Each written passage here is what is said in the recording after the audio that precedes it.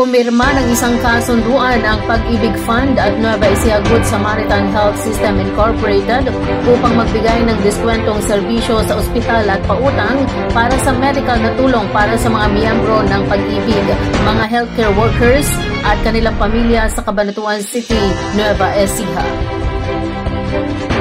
Sa ilalim ng unang kasunduan, maaaring makinabang ang mga miyembro sa Health and Education Loan Programs o HELPS, kung saan makakakuha sila ng 6% diskwento sa room rates, mga laboratory services at imaging procedures. Ang halagang utangin ay direktang ipapadala sa ospital upang mapadali ang transaksyon. Samantala, ang ikalawang kasunduan ay magbibigay ng 5% diskwento sa parehong serbisyo para sa mga may hawak ng Pag-ibig Loyalty Card Plus para sa inpatient at outpatient services. Ipiniliwanag ni Ruben Galamay, Pag-ibig Fund Area Head for Member Services Operations Central Luzon 2, na ang Loyalty Card Plus ay nagsisilbi ring government-issued ID ATM at maging savings card sa pamamagitan ng mga partner banks tulad ng Asia United Bank at Union Bank.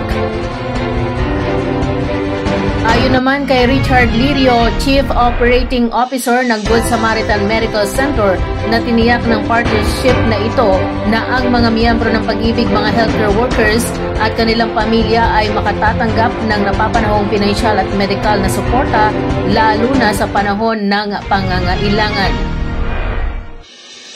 Dagdag pa ni Oscar Dios, Pangulo ng Good Samaritan Medical Center, ang kasunduang ito na napapanahon sa ika-47 anibersaryo ng ospital ay isang makasaysayang tagumpay na sumasalamin sa kanilang adhikaing makapaglingkod sa sambayanang Pilipino. Nakatakdang maging bagong sentro ng makabagong agrikultura ang lungsod ng Cabanatuan sa pagpasok ng 30 agricultural machinery factories na itatayo sa ilalim ng proyektong Korea Agricultural Machinery Industry Complex o KAMIC. Ang proyektong ito ay bunga ng formal na kasunduan sa pagitan ng Korea Agricultural Machinery Industry Cooperative o KAMICO at pamahalang lungsod ng Cabanatuan na isinapinal sa isinagawang pagpupulong noong July 15, 2025. Layunin ng proyekto na paigtingin ang modernisasyon ng sektor ng agrikultura sa bansa, partikular na sa Nueva Ecija na kilala bilang Rice Granary of the Philippines.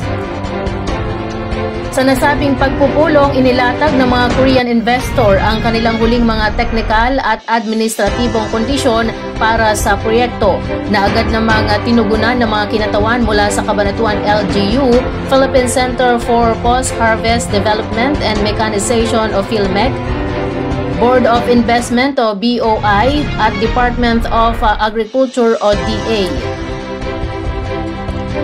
Napagkasunduan sa parehong araw na isasagawa ang groundbreaking ceremony sa November 2025 habang inaasahan naman ang pagsisimula ng konstruksyon sa January 2026.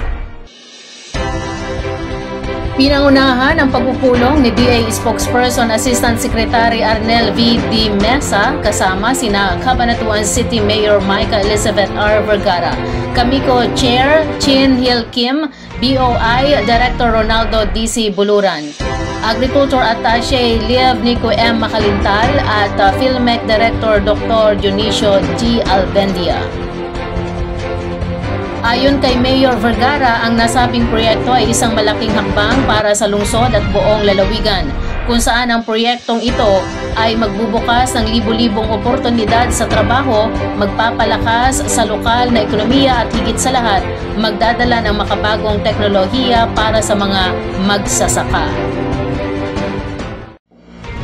Inaasahan na ang mga itatayong pabrika ay hindi lamang magpuproduce ng mga makinaryang pansakahan gaya ng rice transplanters, combine harvesters at mechanical dryers, kundi magsisilbi ring training hub para sa mga Pilipinong nais matuto at makipagsabayan sa makabagong teknolohiya sa agrikultura. Dagdag pa rito, nakatakda ring ilaan ang bahagi ng complex sa mga research and development o R&D facilities at after-sales services upang masigurong magiging sustainable ang operasyon at technical na suporta para sa mga makinaryang ilalabas sa merkado. Ang Nueva Ecija bilang pangunahing lalawigan sa produksyon ng bigas ay itinuturing na ideal location para sa nasabing proyekto dahil sa lawak ng agricultural land, suporta ng lokal na pamahalaan at kahandaang makipag-ugnayan ng mga lokal na magsasaka. Sa pamamagitan ng proyektong ito, umaasa ang pamahalaan na mapapabilis ang mekanisasyon sa agrikultura, mababawasan ang post-harvest losses at mapapataas ang kita ng mga Pilipinong magsasaka.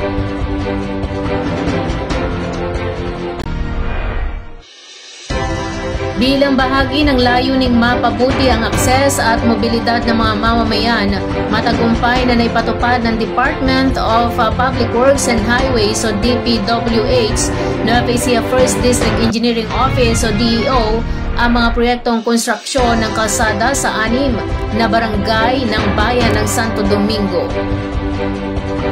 Ayon kay District Engineer John Vana, ang mga bagong sementadong kalsada ay may sukat na 404.5 linear meters sa Barangay Balok, 396 linear meters sa Barangay Burgos, 389 linear meters sa Barangay Pulong Buli, 331 linear meters na nag-uugnay sa Barangays San Manuel at General Luna, 390 linear meters sa Barangay Buasaw.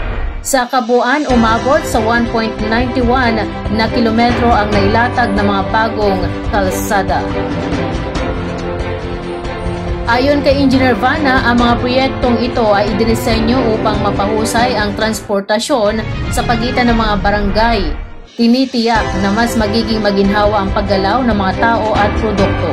Sa pagbibigay prioridad sa road access, tinutugunan ng pang-araw-araw na pangailangan ng mga komunidad, lalo na ng mga magsasaka at residente na umaasa sa maayos at mabilis na transportasyon.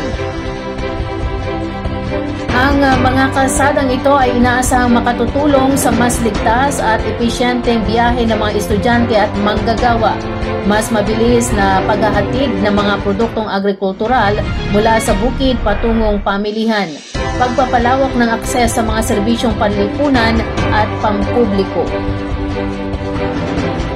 Pinondohan sa ilalim ng 2025 national budget na may kabuang halagang 24.3 million pesos. Ang mga proyekto ay pinatupad sa pamagitan ng Basic Infrastructure Program o BIP at Sustainable Infrastructure Projects Elevation Gaps o SIPAG ng DPWH. Inaasahang magiging daan ang mga proyektong ito sa mas malawak na pag-unlad ng lokal na ekonomiya, pagbibigay ng mas maraming oportunidad sa kabuhayan at pagpapabuti sa kalidad ng buhay ng mga mamamayan sa mga barangay.